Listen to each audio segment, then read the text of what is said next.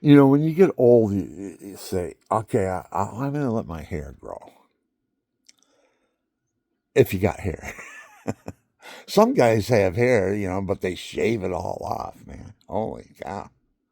And then they shine their heads with, I don't know, a shoe shine rag or something. They put shine on there. They get a wax and put it on there and shine their heads. I don't know. Ah, it's a sign of humility, though, really. Man, he's got his pride. If he's got nice hair, he cuts it all off. I know a guy like that. He goes to church every day, too. Ah, I'm looking at myself. I said, okay, here's my hair. Now, this isn't how. This is just in the front. My hair goes all the way back, down my back, almost to the. If I put my head like that, it could touch my hair to my coccyx bone. That's how long it is. 4 years, 5 years, somewhere around there. I've been growing this since COVID started.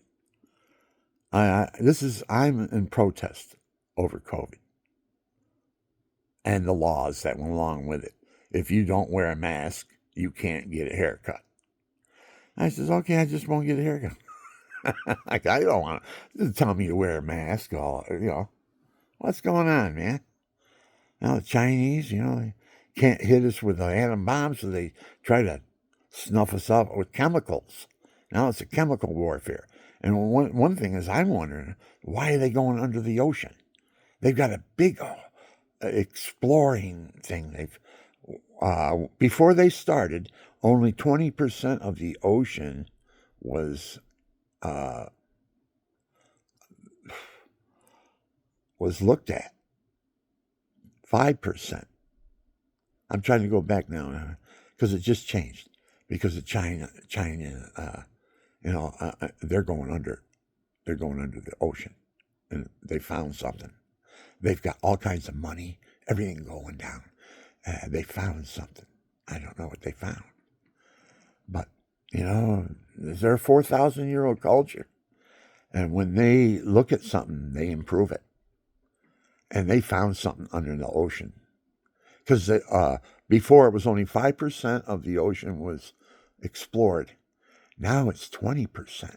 Why? Because China's under, looking around. Yeah.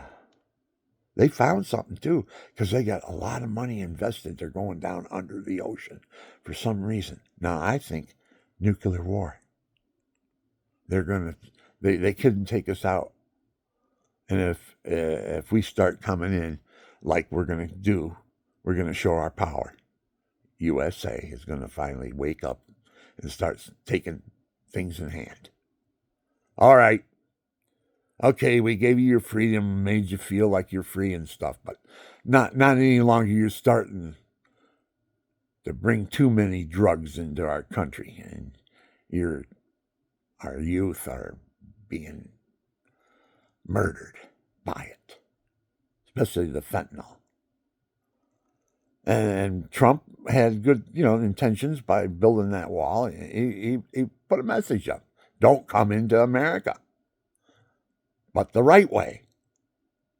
So what do? They put some guy as a pilot. He's got a family and everything, and they grab his family.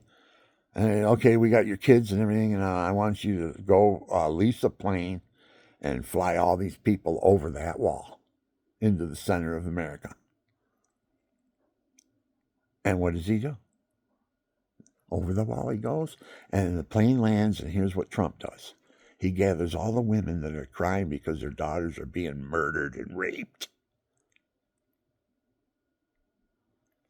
He puts them on, and that's how he wins the majority of the vote, because he wants to put an end to it.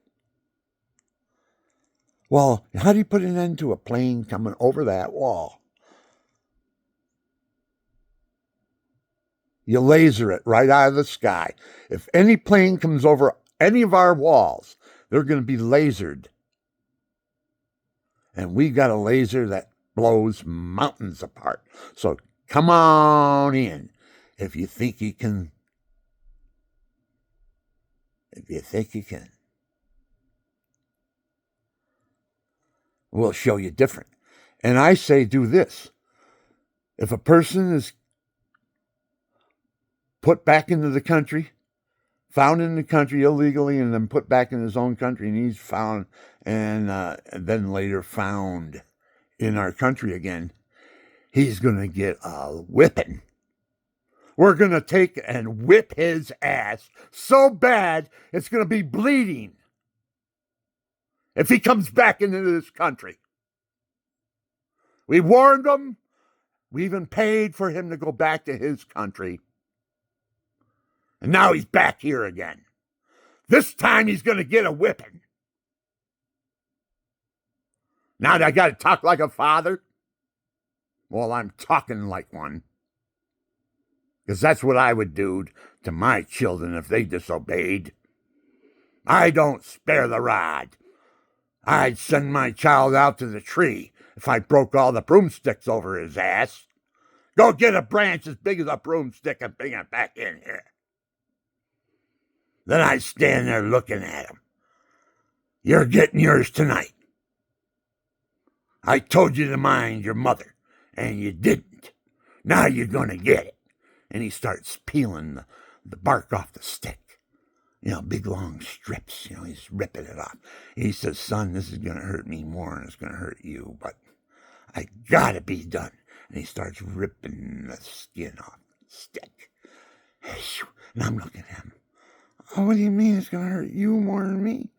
Oh, man, I'm going to get my ass whipped again. Oh, I've had so many whippings. And I had to go out and find the stick because he broke all the broomsticks and everything over my ass. Beating me with them, Jeepers.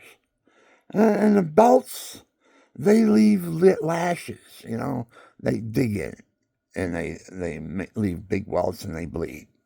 So he doesn't he uses a stick. It's a thud,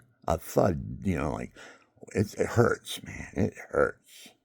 I've been beat with them. And we give, you came into the country illegal. Oh, okay, put him on a plane, take him back now. See how much will that cost? Oh, okay. Figure it all out and everything. Okay, now don't come back to America now. All right? Okay, thank you. 6 months later, they find him in Utah or something, He flew in one of those planes that flies over the wall that Trump put up. Oh, Trump, man. He made his mistakes. There's all kinds of things said about him and everything. But he lives up to it, Hey, man, that was me. Here I am now. That made me who I am now. I got insight. I can control people because I know how. Because of all my business deals with big business. And you got to be rich to be in big business. Sometimes I lost and sometimes I won. And now I'm the president. And I have been shot at and hit. If I had moved my head right at the right time, I wonder if I could talk to him. Was your wife saying the rosary when you were giving your speech? Does she say the rosary when you give speeches to protect you, to ask God to protect you? And it works, doesn't it? Trump, you got it in here instead of right here. You turned your head. Man, where was it? Okay, let's see. Okay, right here. If you were pointed right here. Now you got it in the ear, right? I'm trying to figure it out. I'm thinking about you, Because, I love you. You're my president. I voted for you.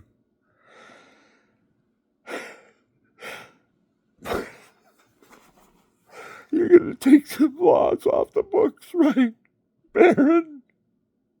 Tell your dad. Take the perversion and the laws that murder the babies off the books because they're against God's laws. We're not obeying God's commandments. Look at the commandments. First time that we've had laws that are against God's laws. That's murder and perversion. And it says in the Bible, if you pervert, you might as well put a rope around your neck and tie it to a millstone and throw yourself in the deepest part of the ocean. Because your punishment on Judgment Day will be greater. That's what the Bible says.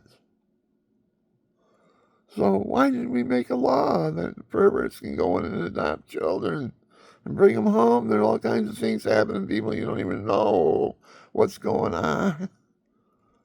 Just if it's published or on the news, like it has been. 2 guys adopted a child and made sex films with it. They got 100 years apiece in jail, and they're hallelujah! Oh wow, we're in here with all these horny men. I've been trying to get in here. Hey everybody, go adopt a child, pervert it, and they'll put you in jail for 100 years, and you'll have all these homos that are real horny, man. So come on in, everybody. Come on in. I got homo heaven here. Ha ha ha ha ha. I'm an actor.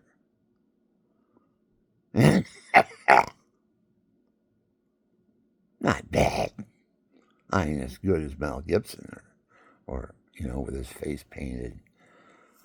And he's on that horse and he's got that sword in his hand and he's charging him. Give me freedom or give me death. Give me freedom or give me death. Yeah, Mel. That's how I would have done it. Because that's what I did. I lived it. I lived my freedom. Everybody's running to Canada, not fighting the war.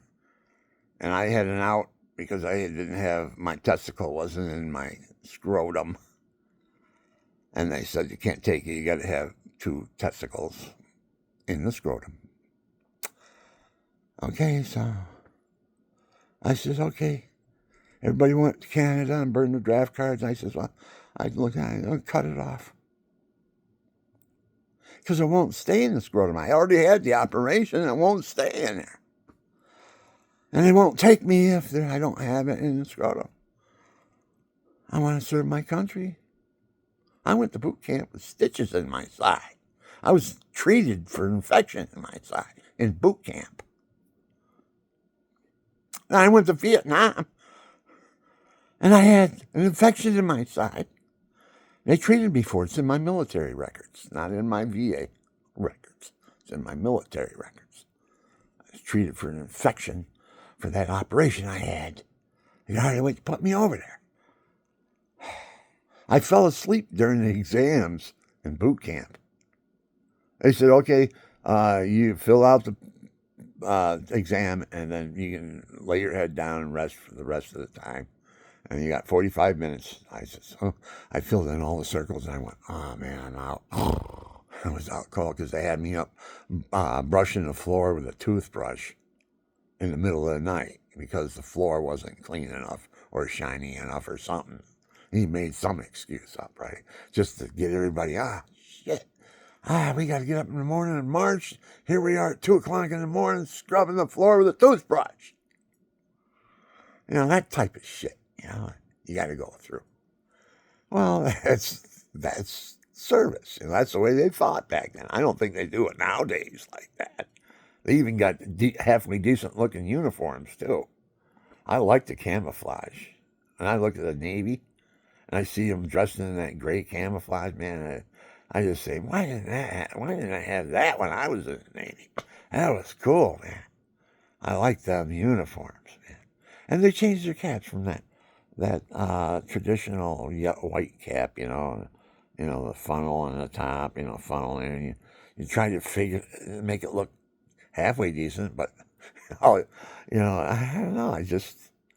I wore it. It was big. I wore it with pride too. I was a Navy man. But Nowadays, they got different hats. And they look cool walking down the street, man. They're in the service, you know. They got their camos on and they're walking around. And don't be fooling around with the service, man. You'll have them all on you. All you have to do is pick up the radio and tell them what's going on. Uh, Man, and being in the service for your country, that's an honor, man. They honored me. They gave me a bronze medal for my bravery in Vietnam. Oh, I look at my videos showing what I did in Vietnam, and you'll say, "Yeah, he did earn that medal." If my stories are true, and they are, they're all true. They're all true. I don't lie. I even tell you about when I got molested when I was a young boy, 9 years old. 8 quarters. I think about it to this day, 76. If you watch me masturbate, I'll give you 8 quarters. Motorcycle guy, right? He's baiting me, trying to get to know me, you know. Oh, you got any money on you? Oh, uh, uh, if you watch, if you watch me masturbate, I'll give you 8 quarters. 8 quarters. 9 years old. I just turned 9 too. 8 quarters. And I'm thinking, oh, fudgicles and popsicles and Tootsie Rolls and bubble gum. Oh, 8 quarters. And back then, 8 quarters was 8 quarters because they were made out of silver in the 50s. I was only just turned 9. It was 8/58, 1958. 59 right there. I got molested by a motorcycle man. He was rich too. His family owned a store and everything. He had lots of money. He had his own pool table, and he had all of his buddies over and playing for a quarter. And by the end of the night, he had everybody's quarter. He supplied drinks and stuff, but he had everybody's quarter. I don't know how many quarters they did. You know, I never got involved in that. I'm gambling stuff. I did a couple times, and I made out good. Some pool guys came in. Oh, here's a little punk. He thinks he can beat me in pool. You know, it's up to $30 a game, right? And I'm running a table, right? And I got a pocket full of money. You know, I had some other buddies. I had this one guy. He wasn't a good friend of mine, but he was a friend. You know, we liked each other. I got along with him. We weren't buddies. You know, but he had his thing and I had mine, you know. And but he had his own pool table in his cellar. Nobody knew he knew how to play pool. No one ever saw him in the pool rooms or anything, right? So once in a while he'd make the scene in the pool rooms. No, he's a new guy in the pool room, you know. Oh, you guys know how to play pool? Oh man, I like playing pool. Do you play for money or anything like that? Oh yeah, we play for money. Oh, okay. How about playing a game to 50? And you spot me 20, and we'll play for 20. And you say, because I don't play pool, I'm not a good pool player. You don't see me here. I don't play pool. I gotta have a spot, you know. I gotta have a chance. And you say, oh, okay, yeah. So it goes down, you know. You break the table, and you know you're playing a game to 50, right? And you're spotting him 20. So once you get 20, you take him off your score, and now it's an even game. Whoever wins to 50. So I break him, you know, and he shoots a couple, and I shoot a couple, and this and that. And I break up the thing, and I miss a shot, and he runs the table. And he keeps on running till he gets his 50, right? And I'm going, what the heck? I got took. This guy is a pro. And I found out he's got a pool table in his cellar. And that's all. And it's a good quality Brunswick or something. The top notch pool table with top notch balls and everything, sticks and all that stuff. And he plays every day, you know. Cheapers. Here I am playing, probably playing the world's champion. I don't know it. You know, and I'm spotting him 20. Just that's how young I was. I was stupid, like, so he got me. We were still in high school together, And I kid him about it. I says, "Oh yeah, remember the game for $20? You had a pool table and you sell it. I didn't know you had a pool table. And I spotted you 20, and you ran the table. You ran out to 50." This guy, what was his name? R R. I keep on thinking R R. Okay, well that's who I think. R. It's been years. It's been 50 years. That was when I was a teenager in high school. I had that encounter with him, though. He could have been a friend. Because that was a pretty good trick he pulled on me. Oh, God, he didn't have $20 either. When he challenged me, when I took him up on the challenge, I said, "Okay, I'll play it." He ran to his dad. He says, "Dad, I know this guy. He shoots pretty good pool, but I can kick his ass. I know I can." And so his dad flips him a $20 bill, right, to back him, right? And he comes and gets mine. And he goes back to his dad. "Here, Dad, here's your 20 back, and here's a 5 or something. Thanks for letting me borrow that. I got $15 now of Bill Nixon's money." And these guys are Italian. They don't realize I'm Italian too. I'm Sicilian. I'm a Monteleone. The mountain lion. I'm a Sicilian. I got Napoli Don in me too. Something, not Naples. Some Italian from there too. But I'm a Sicilian from Sicily, and that island is a treasure hold because every sailor that went by it stopped. And they all had gold, and their gold was as good as anybody else's gold. And who knows, the Sicilians were in the business of getting that gold. And how they got it, I don't know how they got it. I wasn't alive back then, so I only can guess that all them sailors, them horny sailors coming through, stopping off China, even Chinese guys. I look at my eyes sometimes because I'm Sicilian, but look at my eyes. I got Chinese in me, don't I? A little Chinaman got in there. Stopped off in Sicily, and got the DNA in me. I'm born with these eyes like this. Sometimes, the brightness and the light and all that stuff, they open my eyes up, but this is the way I look all the time. I work for the Chinese. I was a broker for them. I bought many houses. They bought many houses through me. And they wanted me in their community. He says, "You got Chinese in you," they said. "We can tell by just looking at you." I said, "Really?" I said, "Well, I'm a Sicilian, and a lot of Chinese came through there with trading their silk and their spices and all that stuff from the Orient to Europe, and they came through, and their gold is just as good as anybody else's gold. And Sicily had a lot of ways to get in your gold. And who knows, maybe here I am of a way to get that gold.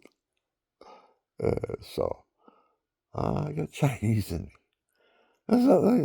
I got Chinese in me. And I got Irish in me, and I got Italian in me, Sicilian. That's black. My mother was drug out of a Catholic church mass for a bunch of Norwegians that jumped from the hothouse into the snowbank. Hothouse into the snowbank back in the hothouse. My mother looked at them. She thought they were nuts, but she went to their church. Anyway, she was baptized and all that stuff. She wanted to go to mass. And they got these sentries, these two big, huge guys, saw her coming to church there, right? So one time they're out in front of the church. My mother wants to go to mass, and they stop her and they say, "No darkies in here," because everybody's got red hair, blonde hair, blue eyes, green eyes. My mother's got black eyes. She's got black eyebrows. She's got black hair. She does have a streak of white, like my hair, going right down her hair, all the way down, and that was beautiful. She had this white streak going on. My dad saw that, and he must have got, he was obsessed with her. He had to know who she was. And he was a proud Marine, man, MP too. MP, Marine.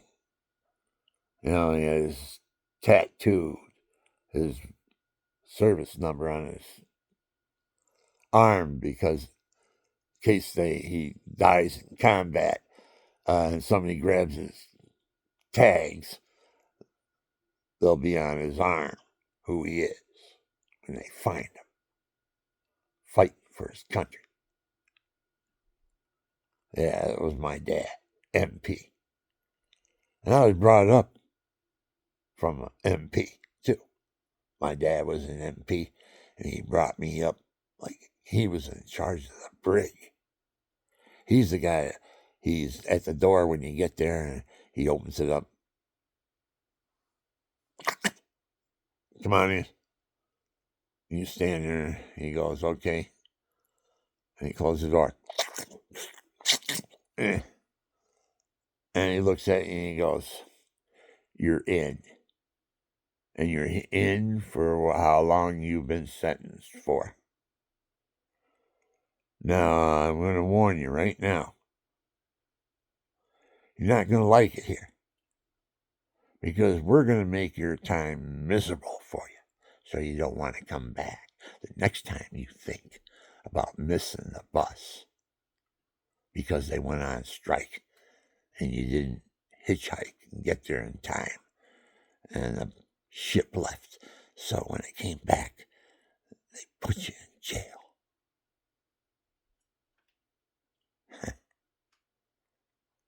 So you just take a hint who that happened to.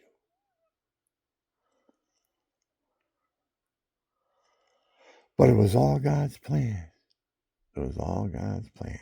Because I prayed in Vietnam. I said, God, I don't want to be a part of this war. These are innocent people. We're killing them by the thousands. Because they're collateral damage. Those little rats come out of the hole at night and Pilgridge and Viet Cong, down in the holes, 60 degrees in the daytime, and out of the holes at night when it's 80 degrees, still hot, but it was 110 degrees during the day. They go underneath the ground. They're all over the place, like rats in holes. I don't know if you've ever walked down through a field out in California, and you see all these squirrels popping their head out. You're walking down through the fields, all the cattle are out there, and it's a cattle farm, and all these little squirrels, you're hunting, you're looking for something to shoot, and you see these little squirrels, they pop their head up and they're looking at you like that. They go back down. They pop up there. They're looking at they're all over the place.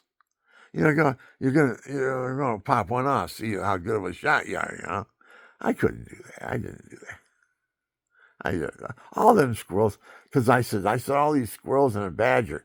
And the guy goes, did you shoot the badger? The guy who owned the farm, that it was 500 acres or something like that. No, 500 head on a farm that it took you a half an hour to drive to the center of the farm. When you went through the gates at the beginning, it said the name of the farm. What was it? Scoby Ranch. Scoby Ranch. And I don't know, it was 20 minutes to half an hour you had to drive just to get to the ranch. That's how big the property is.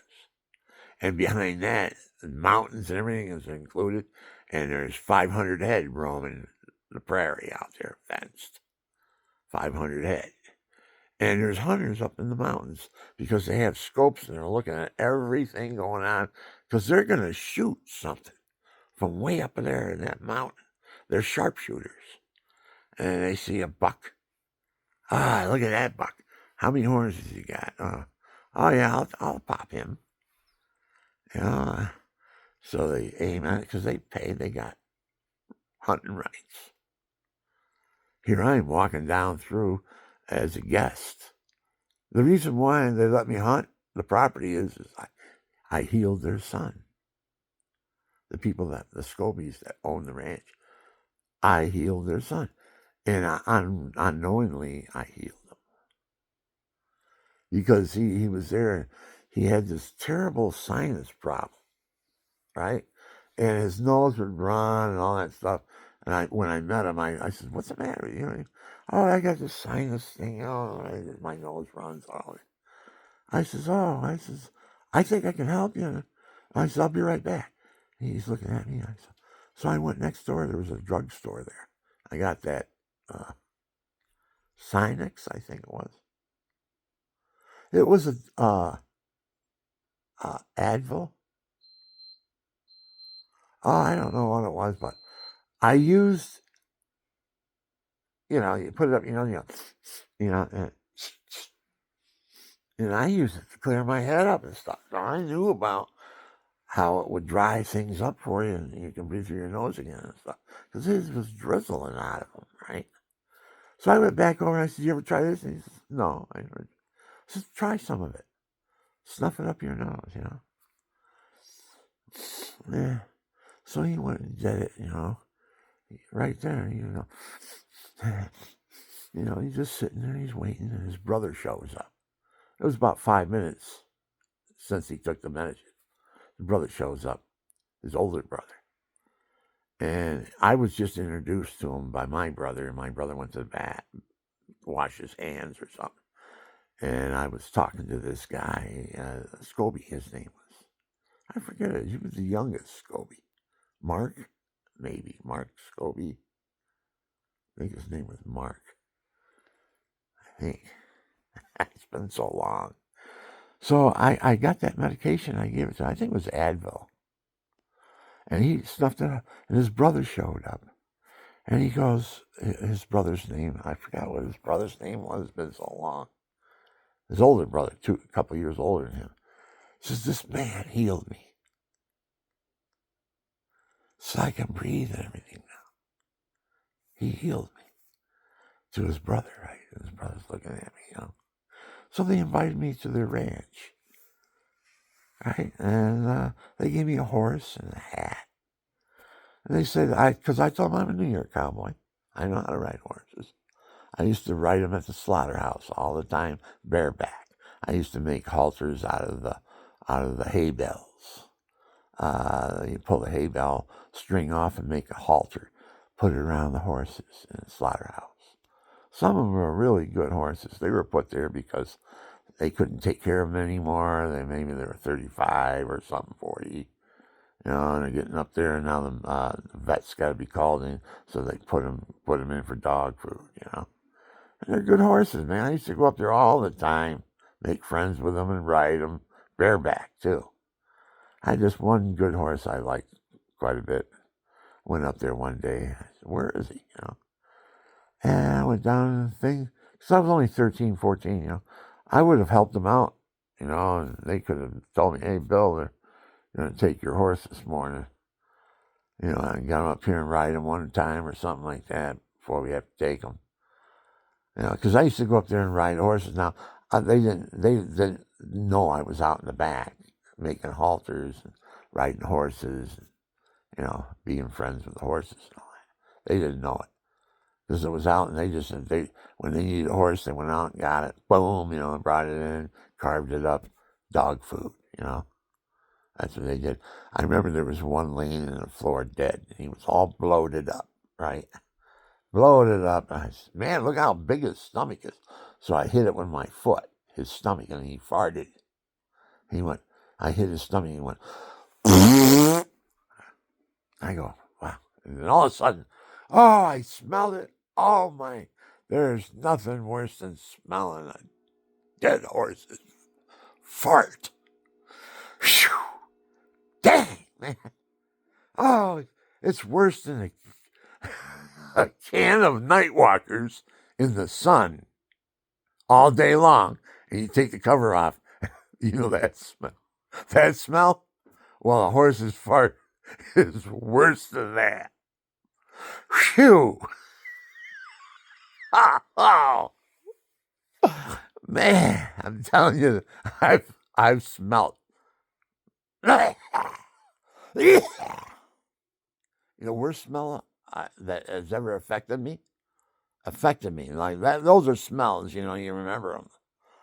But the smell that I can smell every time I smell diesel fuel, I can smell the smell of Agent Orange and diesel fuel, because I was on the top of the deck puking. I was allergic to everything, right? Agent Orange and all that. But I couldn't go down underneath because everybody was down there in the air conditioning, but don't come down here. Ordered. It's just out of boot camp. I don't have any stripes or anything. Ordered back up the top of the deck. Lay on the deck if you're going to puke. And I couldn't hold anything down but oranges and crackers. And an hour later, up it came, Oh, man, I was allergic to Agent Orange. And I know I was exposed to it because they said if you could smell it, you were exposed to it.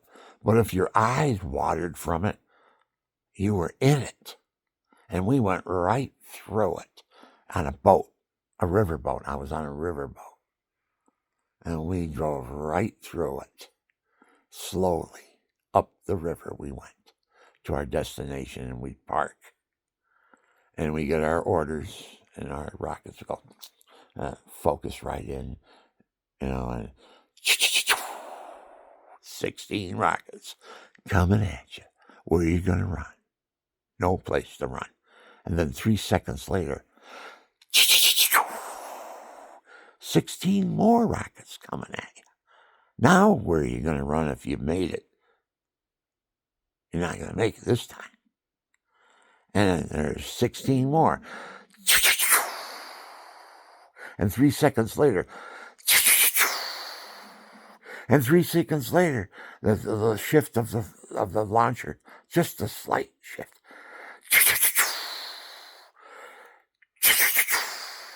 16 rockets coming at you. Big ones, too. 3 feet. Almost 3 feet long. 2.5, 3 feet. 30 inches, 32 inches, something like that long. And 10-inch diameter. We had tubes in our riverboat. Every rocket had a tube it was stored in. And when you unloaded the boat to put them in the launchers, the guys underneath had to take 100 off this side, then go over to the other side of the boat, take 100 off that side. So the ship wouldn't start tilting, throwing everything off. All your calculations and everything. If the ship isn't sitting flat, So they got to be conscious of how much weight they're taking off as they're filling them launchers, because they got 157 guys pumping that elevator, and that elevator's going, just like a shotgun, automatic shotgun.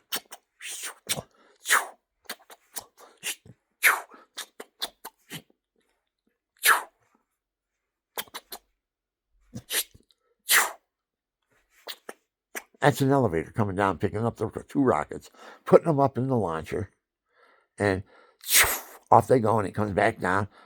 2 more rockets on an elevator, on an escalating type thing, because we got 157 guys down there. They're all passing rockets to evenly take the weight off the ship. Okay, you this side, 100 here, 50 here, okay, 50 from that side. And everybody starts passing rockets out of the tubes. We got 10,000 of them on the ship. The ship is a 409, the Clarion River 409. I was on the Clarion River. We were the puff of the sea, man. 16 rockets coming at you every 3 seconds. All right, I'll go. Here we go.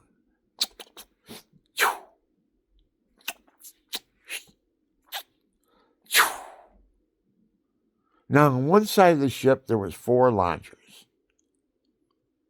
4 launchers on one side of the ship. And then on the other side of the ship, there was 4 more launchers.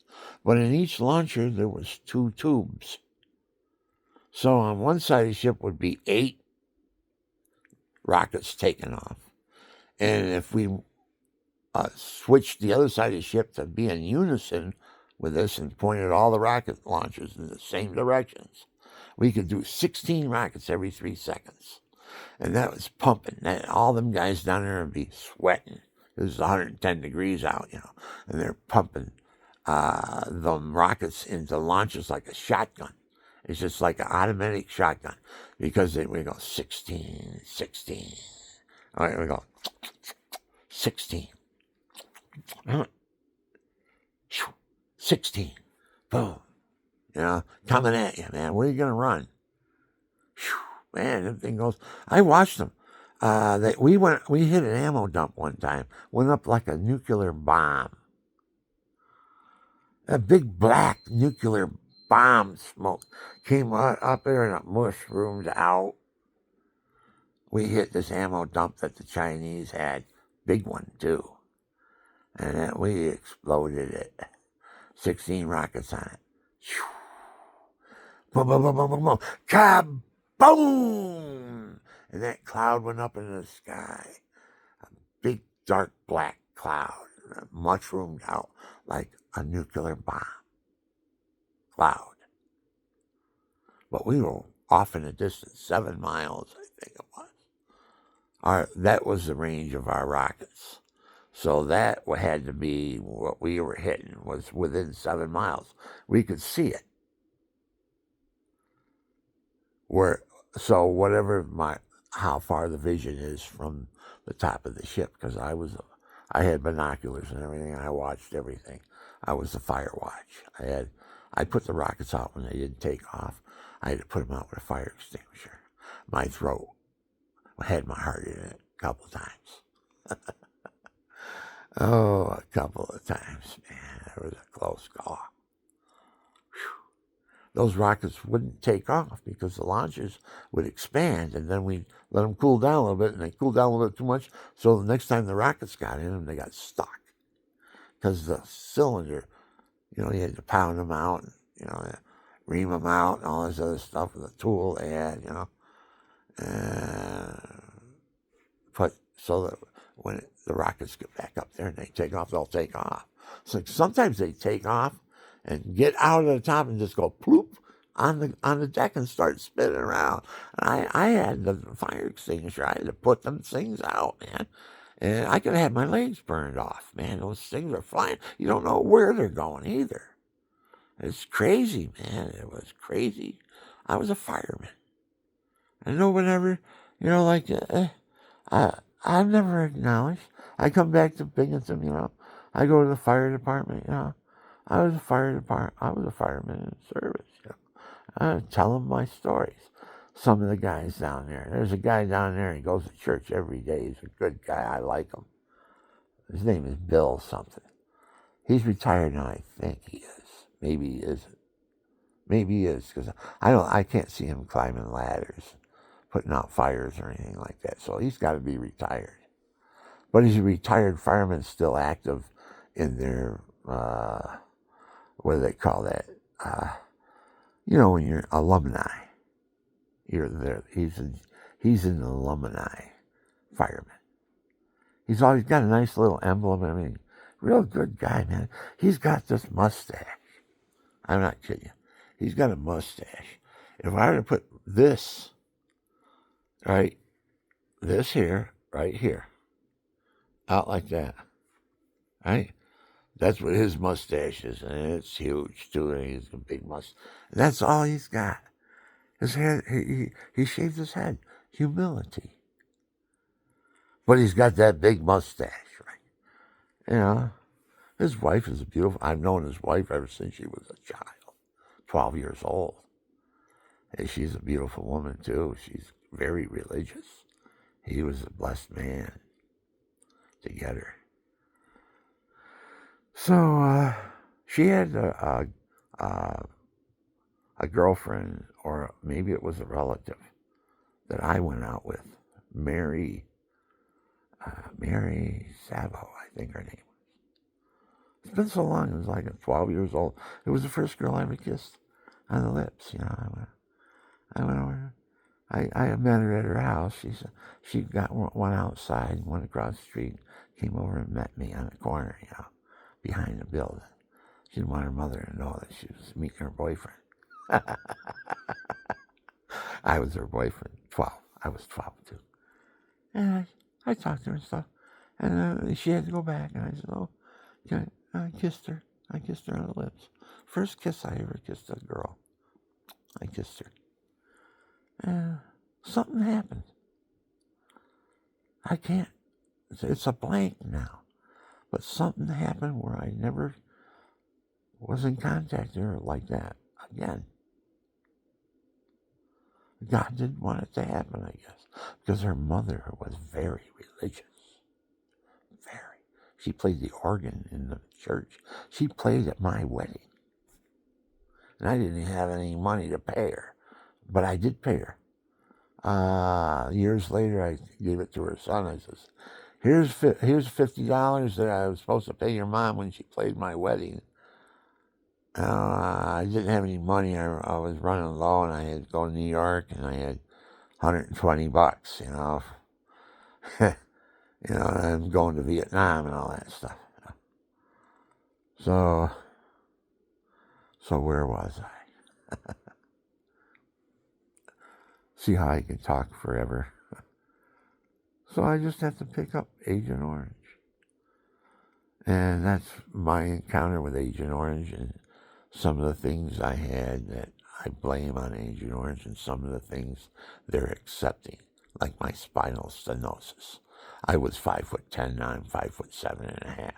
They accept that as Agent Orange caused. So I get compensated for it now the last 5 years, but I've had it ever since I got out of the service. But they compensated me in my 70. I think I turned 70 and I got 100%. 100% PT, permanent and total, because I can't grow back up to 5'10". So I'm shrunk down. My spine is, each spine can contract a 1/16 of an inch. And you got 30 of them, 32 of them. So 32 times a 1/16 of an inch. That's how much I've shrunk. Because they're saying my spines have shrunk a 1/16 of an inch, each one of them. And it's spinal stenosis, and that's how you shrink. Your spine goes down. You shrink no matter how you try to stretch, you can't get it up to 5'10" again. That's what I was, 5'10". I was actually 5'9 3/4", but I just say 5'10". I'm not 5'9 3/4". Oh, what is this guy? How tall is he? I'm 5'9" or 5'10". Well, I'm 5'7.5" now. If I would have exaggerated back then, but I got some boots. I can get back up to 5'10". Almost. I think the heels are 2 inches. I'd be still a half an inch short. So much I shrunk. I've got a pair of Eagle boots. Those big Red Wing boots with the steel toes and all that. I wear for lumberjacking and cutting with my chainsaw and all that stuff. Which I'm hoping I see another day like that. But all I do right now is I'm in jail.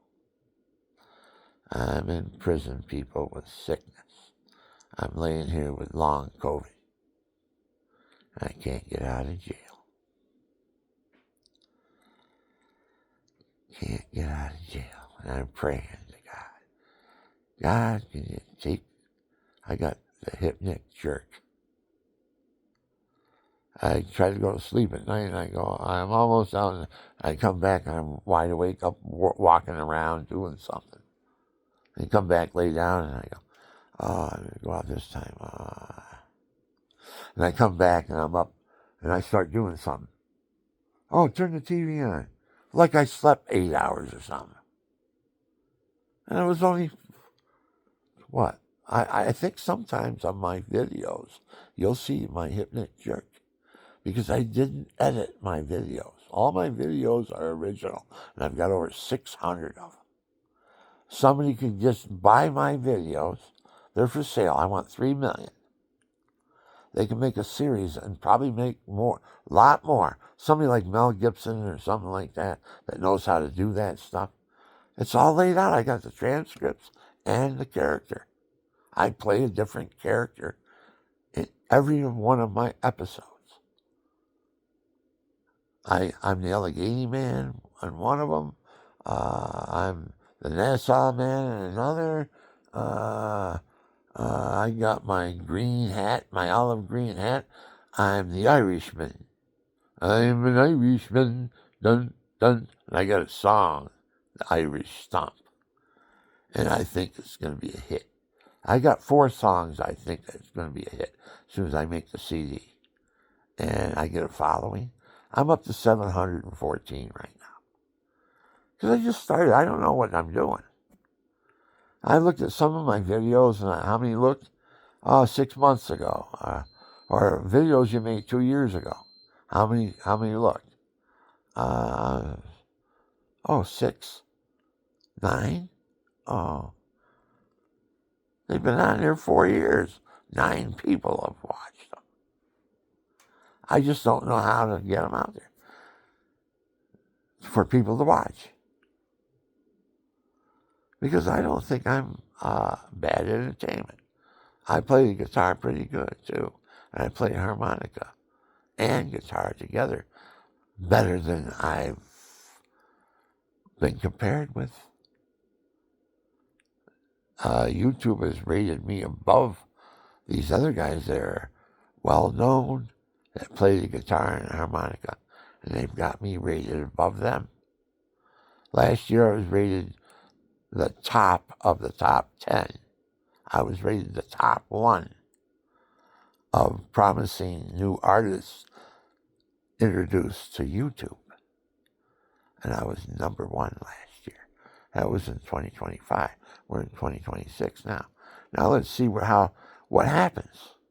I don't know what's going to happen. If I keep this under 10 minutes, I might get somebody to watch it. How many minutes I got on there? Come on now, give me a break here.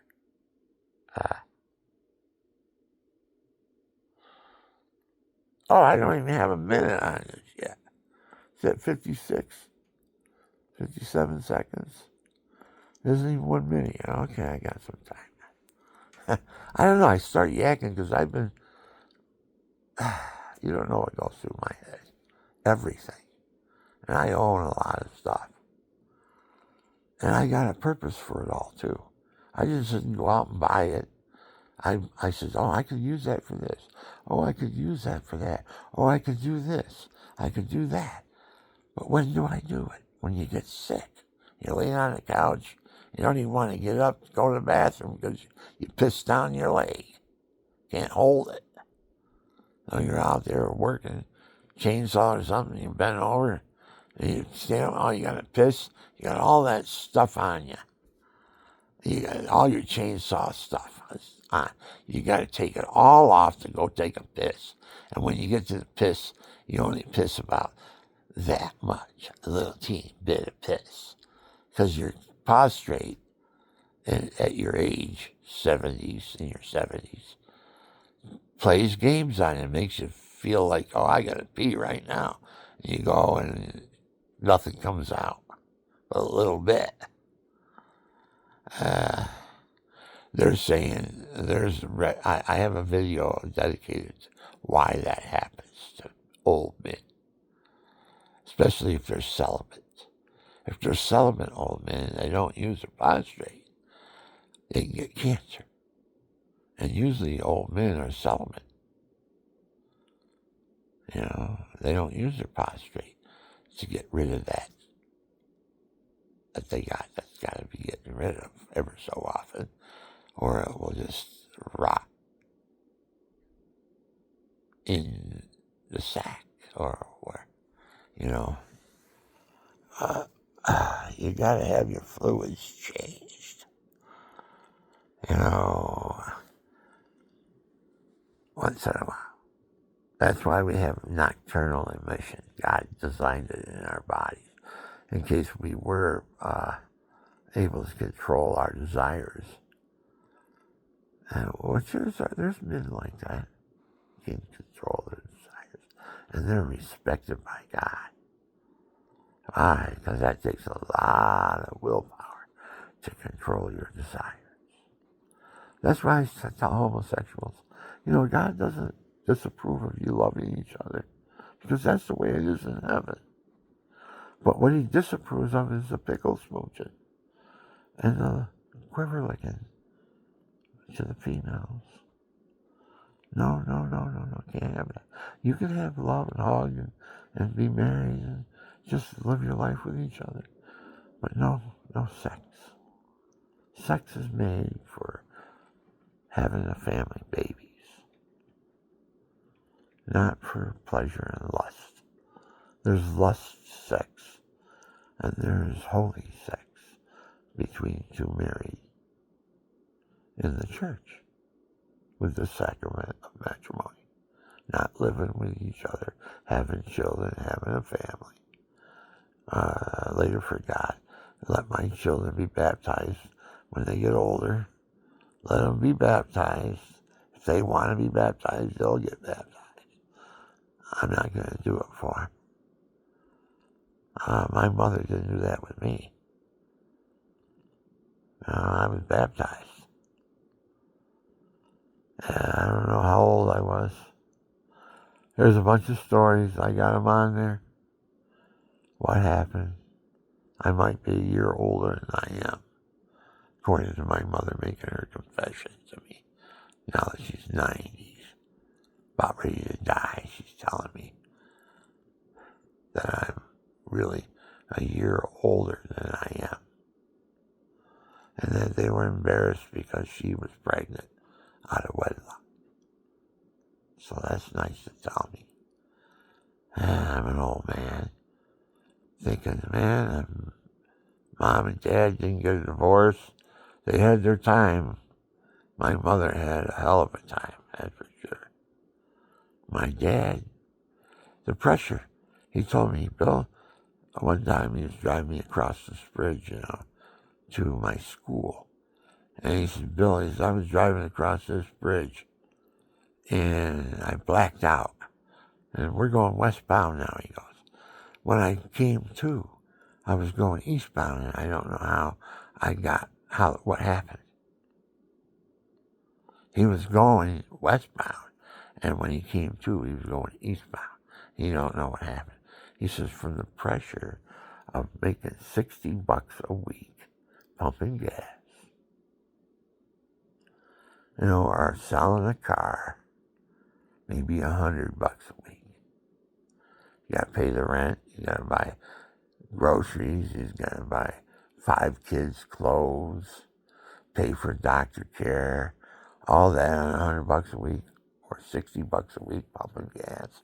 My mother got him to sell cars. And he got, poor men's clothing store. He took them. They gave him this credit and dressed him all up like he was a millionaire, right? And he sold cars, man. He was a good car salesman. Brought up the rough way, ex-Marine and everything, sharp-looking, redhead, green eyes, talk to you like a man, That's my dad. My dad was like that. But what my mother didn't understand is that she dressed him up to look professional, and he became very attractive to women. And that's where she made her mistake. She wanted him to make better money, so she dressed him up to make better money, and it came back on her, because the women went after him, too. And my dad couldn't keep it in his pants. He was a Marine, man. And the women were different and good looking, and he went for it. And he didn't have any willpower not to. So I asked him one time, I was kidding him, he was here. I was thinking, he was about almost, he was in his 60s, but he looked like he was in his 80s. His eyeballs were bugging out of his head about the size of my fist, out of his head, like a bullfrog. Great big eyeballs bulging out of his head. I can't do that because I got Chinese eyes, but I can stretch them out. Oh, God, that hurts. Oh. Chinese, don't try this. Don't open your eyes like I just did. You'll pay for it when you close them back up. All my Chinese brothers and sisters. You know, I kid them too, because I used to be their broker. A lot of Chinese people came here in our area, and I found them houses. Nice ones, too. Got them in, got a bank. They got a bank loan and everything, got it in their house. They were happy. They wanted me to be their friend, you know, come into the community and be our friend. Because you got Chinese in you, you know. They thought, that's what they told me. I wasn't a community man. I was a loner. I was never a person that could hang out in the community after hours. Church, yes. I'll be in a folk group. I'll be friends with you and all that stuff. But I don't want, you know, I don't want the personal at home because you run into problems. I had a beautiful friend, a real good friend. He played chess with me. He'd come over and kick my ass all the time. Oh, he'd make me burn it, you know. But I enjoyed it, you know. He was a good player, man. And I beat him a couple times. Luckily, he made a bad move, and I had just watched Chessmaster, and I was thinking about different moves, how to get him and stuff. And I got him a few times. He was surprised, too, when I got him.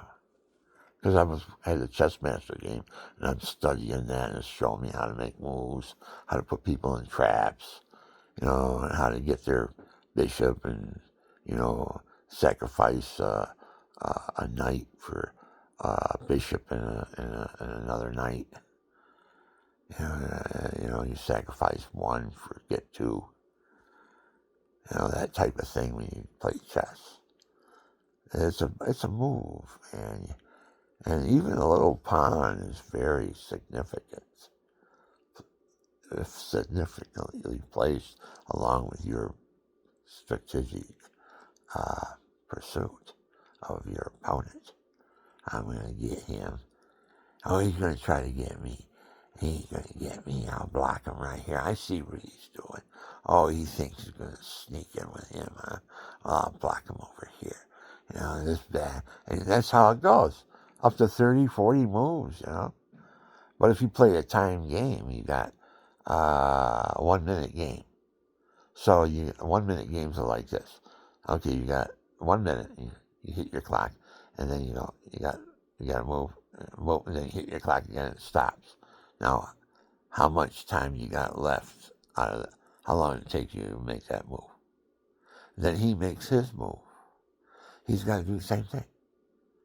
Because he's got to study what you did, and then he's got to make his move, and then he's got to hit that clock. Now you got to make your moves all in one minute. So you're tapping that clock, you're making moves, tapping that clock, saving your time, man, so you can make moves, you know. So I beat professionals in 1 minute games because Chessmaster showed me how to do it. Showed me what moves to open with and how to beat these guys, and I did it. But that's cheating, I think. Well, I don't know if it is or not. I went to Chessmaster and I copied their moves, you know.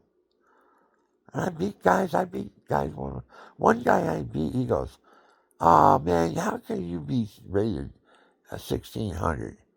You're a master. Your moves that you just made, they're moves that a master would make. Are you a master and you're under disguise?" They would go to me, you know. And my head would explode, you know, man. I'm that smart? I didn't realize that. Then I find out I took this quiz, 31 questions, and I took it. It was a perceptual quiz. In other words, it had 6 symbols, and they all resembled, and you had to find the pattern, and there was 6 answers, and you had to pick the symbol out that had to go in that to complete the pattern, to make it so it was logical, and what they wanted you, the procedure that you followed, had little dots and triangles and squares and circles and all that all mixed together, and you had to make I can't, it's hard to explain. Words are poor vehicle to express what I was thinking.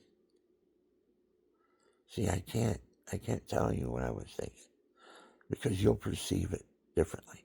But I rated out of, I don't know, it was 7, 7, 6, 3, 3, something like that, was how many people took the quiz, took this IQ exam, perceptual development. And so they're testing your IQ and your perception, what matches and what doesn't match, that type of thing. You know, I just realized I'm talking about being in jail. I got curtains. I'm looking, the sun's shining through now. And my eyes, closing this eye right up. I mean, I'm a Japanese now. Oh my God, I'm Japanese. Am I Chinese and Japanese? I wonder. Chinamen came through, the Japanese came through. They were in that trade thing too. I could have Chinese and Japanese. They were horny little guys, man. They get in there, and the gold was just as good as anybody else's. They let them in, and Sicily was a stopping off point, right in the middle of the Mediterranean. Silk trade, and spices, and all that. And they were out to get your money. And what profession would they have? A bar.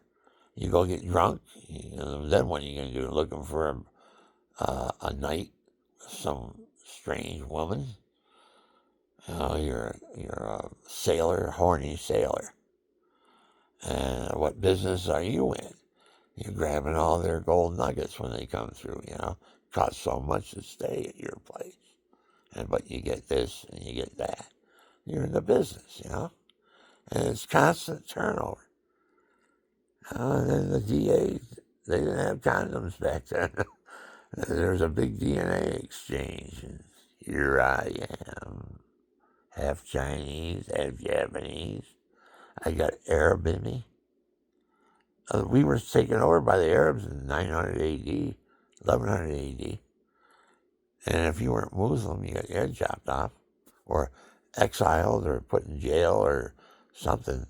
They got you out of the picture. It's their territory now. You go by their rules, Sharia. And that's what we're going to get in a problem here in the United States. They've got, those people are good people. They're honest, and they're good people. And they pray 5 times a day, But what they don't realize is that there's guys like me that are them, heritage-wise. I used to be a Muslim Arab in my heritage, not me personally, but my fathers,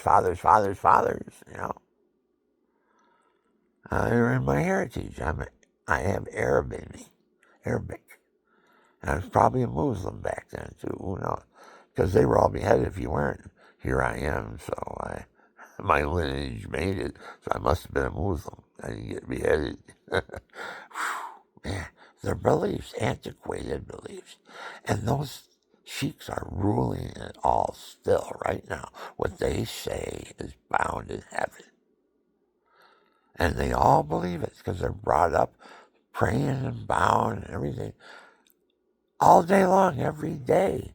They have the brains to fly a plane, but they don't have the brains to make sense that if they fly into that building, and they're told if they do, and they kill 3,000 infidels, there'll be 17 virgins waiting for them in heaven when they get there.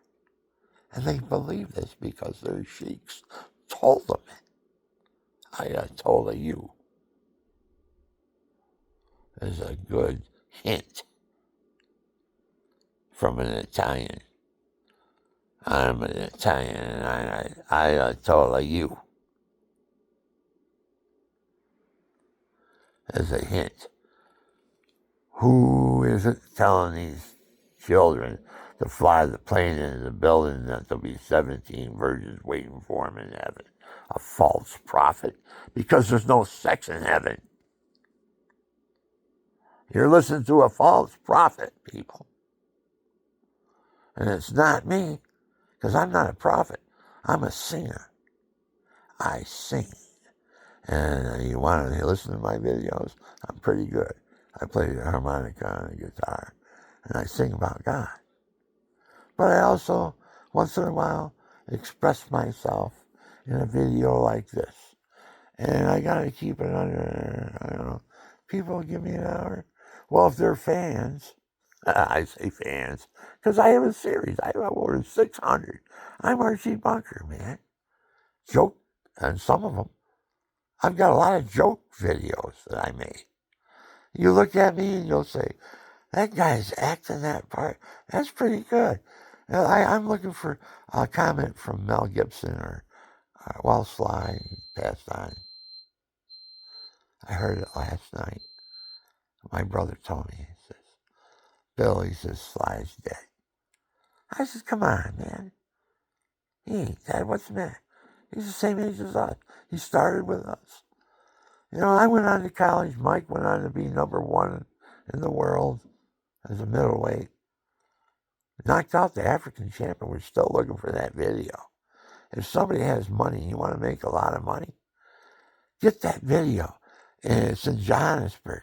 My brother knocked out the middleweight champion of Africa in the 5th round. And it was a ferocious fight. They called him the American Battleship because my brother didn't stop punching until the champion hit the floor face first. Wham! Yeah. My brother, middleweight champion in Africa, couldn't go 5 rounds with my brother Mike. Everybody knew he was the world champion, but he got hoodwinked. His trainers all sold him out. Sold that film, too. Nobody's ever seen that film in the United States. My brother could be wealthy right now if he could get his hands on that film. Instead of living with my brother, he could be living on his own, have his nurses and everything. Because that's how good that fight would be. It would make him a millionaire. But they stole it from him. And I think somebody's got the royalties on it in another area of the world. Because there's 8 billion fight fans out there, potentially. 8 billion people in the world. There's in other markets. So here's Mike Nixon versus the African champion. You know, and that fight is on some TV show somewhere in the world. We don't know it. Because I'm not tuned in. I never heard it. Nobody's telling me nothing. I had people come back from Europe saying, hey, I saw your brother fight on...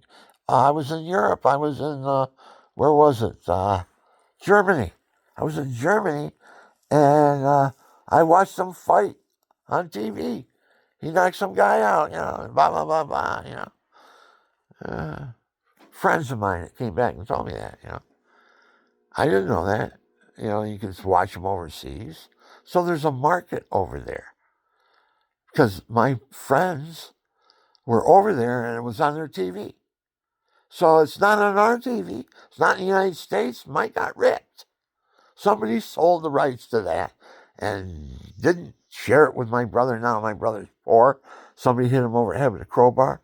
He's looking for a house. He don't have a house. So he's living with my brother. He should be a millionaire right now, dishing it out to us. But instead, he's a pauper. Because he got ripped off. And he gave it all he had.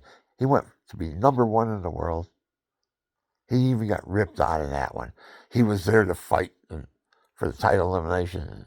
They said, oh, Mike, they saw the shape he was in.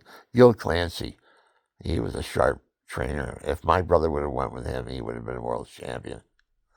Because he was in Vito Antuofermo's corner. And Gil Clancy wanted my brother's contract. He thought he could make a next world champion on him. And he had 4 world champions in my brother's weight class. So he knew that my brother was going to be the world champion. My brother didn't have the, he got misled for what? Pride and fame. He wanted to be a movie star, like Sly and Mel and the guys. They all started out the same time as us. Sly is sentimental now because he died last night, from what my brother told me. I hope it's not one of those things they put on the internet, make everybody feel sad, start seeing, what happened to Sly? And they use it as a publicity thing. Sly didn't die. I don't know until I see him. I want to see a picture of him dead, laying in a coffin. I want to post it on the internet, and I'll believe he's dead. Of course, I won't really believe it because now they make a robot. It looks just like you, and you can't, and it will talk to you and everything. Like I am right now. I'm a robot talking to you, and you don't even know it, do you? See, that's how good it is. And if you believe that, you're very naive.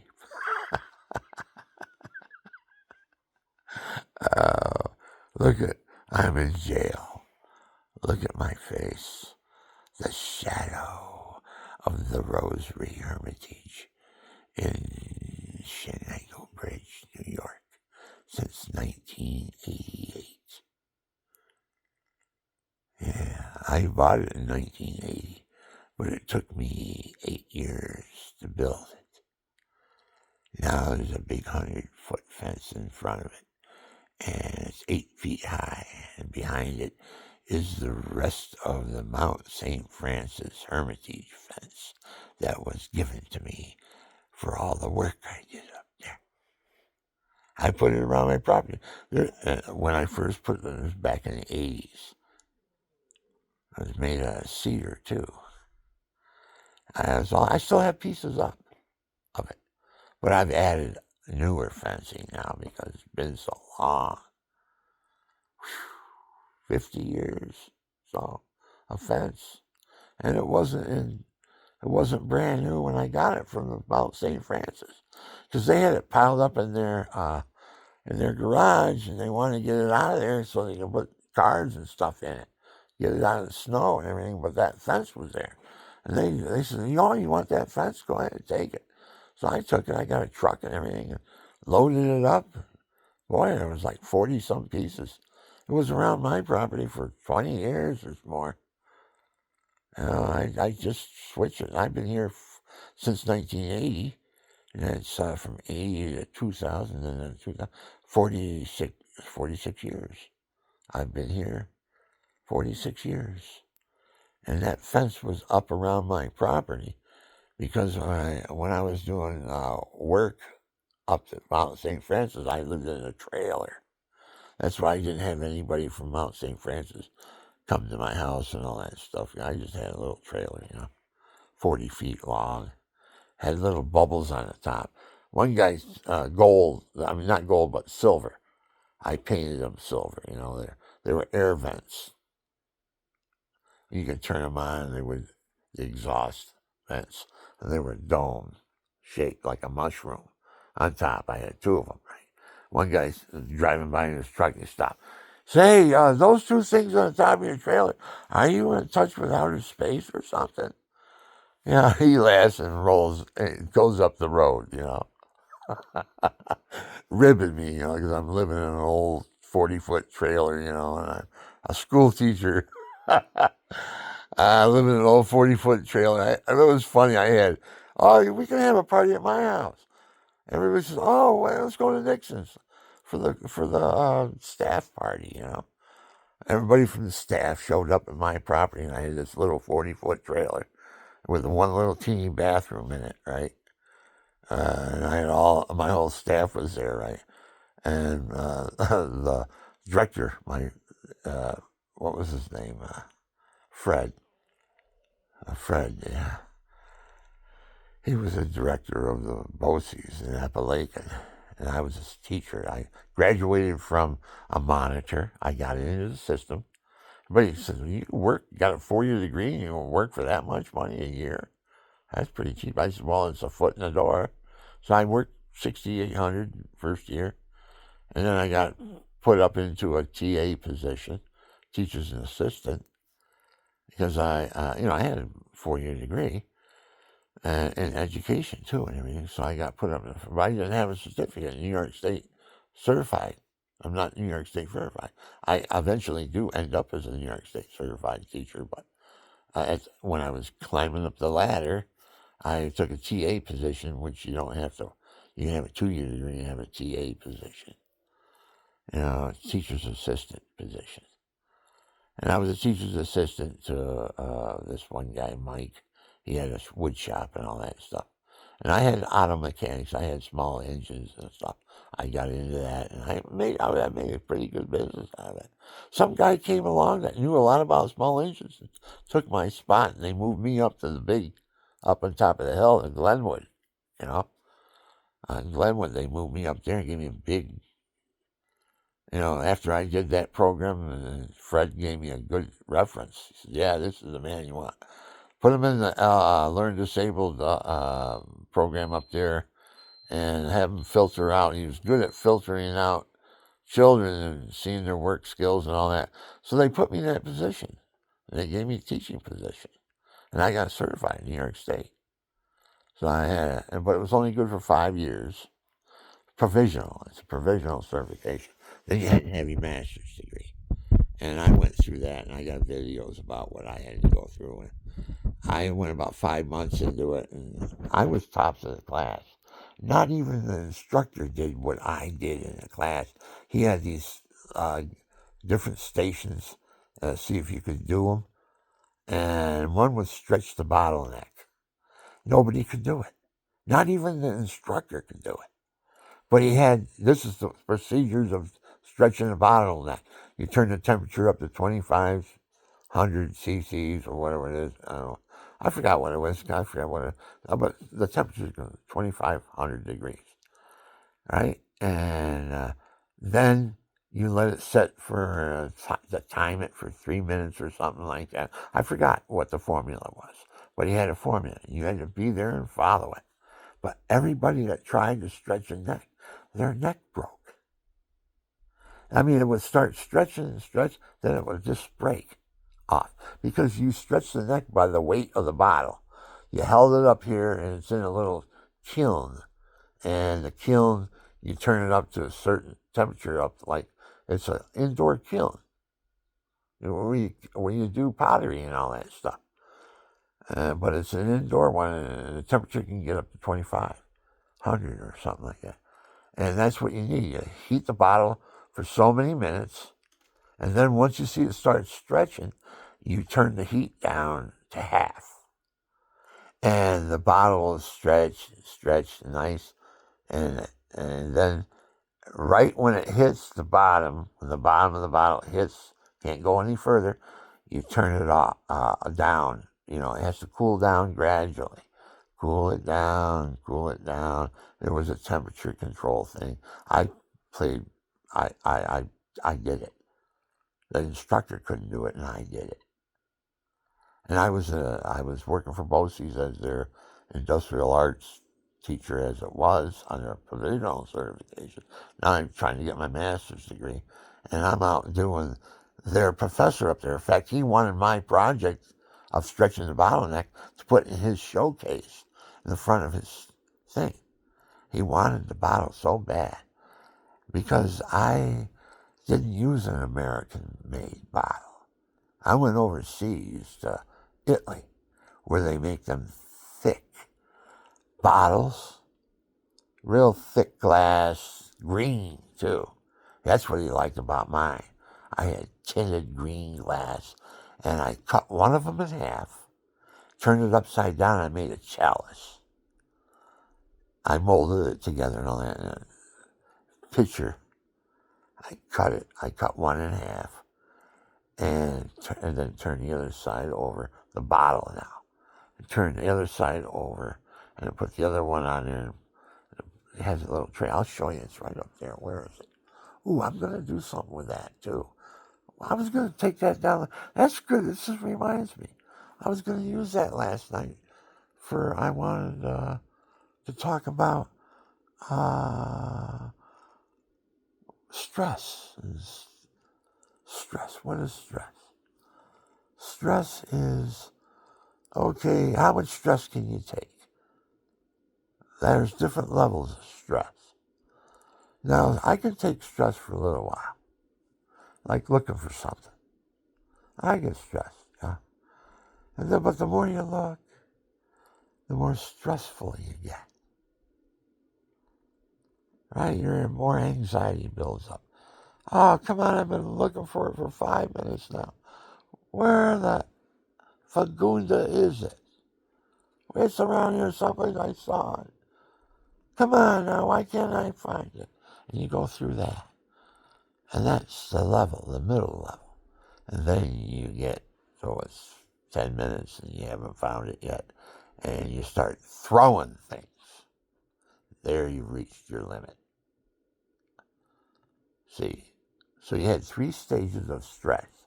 You can have the stress that you can handle. I'm looking for what you're looking for, you know. And then a little while longer, the more stress, the longer it is, the more stress you get. So what do you do to end the stress? Huh. You ever think of that? How do you get out of it? I play music. If I'm stressful, I'll put on a music that I'm on TV, and I'll turn it to my channel that I was happy and I was playing a song. And I get into it and I start singing and get into that mood again. And when the song ends, I'm in that mood I was in. This is very strange that I'm able to tell you this, people, because I am in jail. I'm in a hermitage and I don't go out